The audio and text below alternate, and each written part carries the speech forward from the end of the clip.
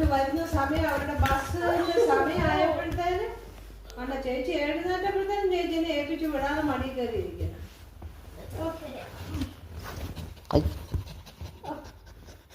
എനിക്ക് വേല എന്തൊരു സ്നേഹമാണോ. കൂട്ടിക്കിടന്ന് ഭയങ്കര കരച്ചില്ലായിരുന്നു. കരഞ്ഞ് ഞാൻ അടുത്ത് അപ്പി ഇടാനായിരിക്കും നോക്കൊണ്ട് ഇറക്കി വിട്ടതാ. ഒരൊറ്റ ഓട്ടം താഴോട്ട്.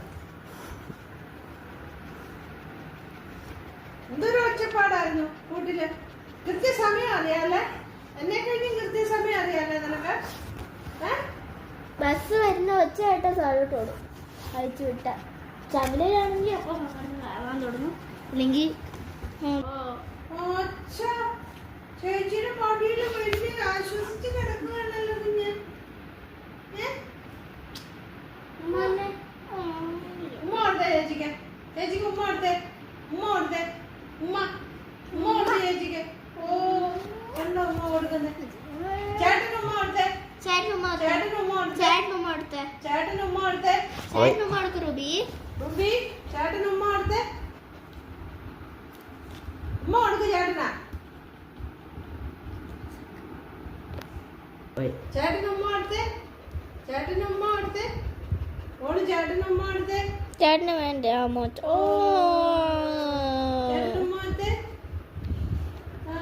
മതിയോ ചേട്ടന്? ശിവമ്മന്റെ ചേട്ടനെ മതി. ഇഷ്ടമില്ലേ കുഞ്ഞിന്? ചേട്ടനെ ചേച്ചിയും വേണോ? രണ്ടുപേരെ വേണം. പക്ഷെ രണ്ടുപേരെയും വേണോ?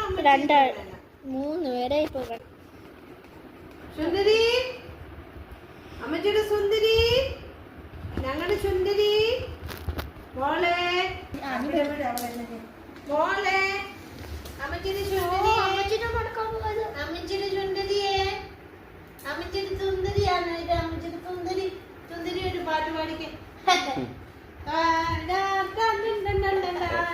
പെണ്ണും ചേട്ടായും പള്ളിപ്പുറത്തിൽ പോയിട്ട് വന്നപ്പോഴത്തേനും ചേച്ചിയുടെ മുഖത്ത് കയറി ഇരിക്കണുണ്ടോ. ചേച്ചി എന്നെ ഉമ്മ കൊടുക്കണുണ്ടോ. അയ്യോ ചേട്ടായും ചേച്ചിയെന്നെയും കണ്ടപ്പോഴത്തെ സന്തോഷം. അയ്യോ ആണ്ട കിടക്കണം. നമ്മള് മൃഗങ്ങളെ സ്നേഹിക്കുന്നതിന് തിരിച്ചു തരുന്ന മനുഷ്യരെ പോലെയല്ല. സ്നേഹം നിർവ്യാജമായിരിക്കട്ടെ. ബൈബിളിൽ പറയുന്നതും അങ്ങനെയാണ്. സ്നേഹം നിർവ്യാജമായിരിക്കട്ടെ. ഇതുങ്ങളൊക്കെ സ്നേഹിക്കുന്നത് നിർവ്യാജമായിട്ടാണ്. അവർക്ക് വ്യാജം അറിയത്തില്ല. അവരെ സ്നേഹിക്കുന്നവരെ അവർ തിരിച്ചെത്ര ഇതായിട്ടാണ് സ്നേഹിക്കുന്നതെന്ന് കണ്ടോ.